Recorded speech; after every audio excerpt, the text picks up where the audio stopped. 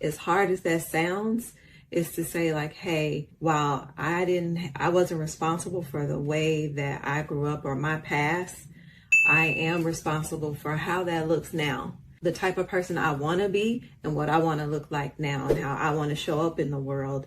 And so despite those challenges, what is the work that I need to put in to do that?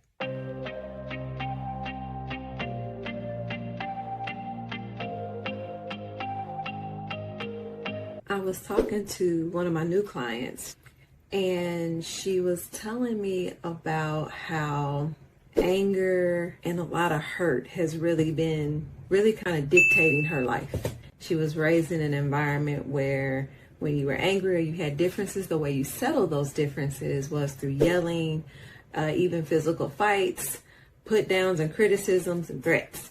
She came to me like at this crossroad of like, this is what I've learned. This is where I'm stuck. This is kind of the pattern that shows up when I'm triggered with anger or hurt. And this is how I show up because this is what I'm used to. But this isn't serving me. And so we had a discussion about the impact of generational emotional traumas and how they show up in our day-to-day and our present.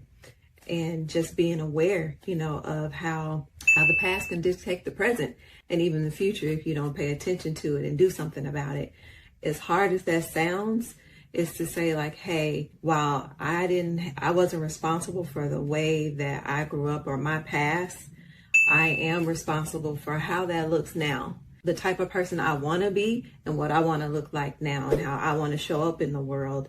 And so despite those challenges, what is the work that I need to put in to do that? What are you doing that's been passed down, the good and maybe the not so good, and if it's not really serving you well, what steps can you start taking in your life to show up a little differently? First step is identifying those things, maybe they served you when you were little, but not so much anymore. Maybe they didn't serve you then, and I talk about this a lot in week 1 of my Get Your Mind Right live series and even the self-paced, but I do hit on this generational emotional trauma and taking a look at that, in the patterns stemming back even generations before your immediate family to see what patterns and how did that shape your mindset and the lens you see the world through, right? Because without awareness, how can you make the change?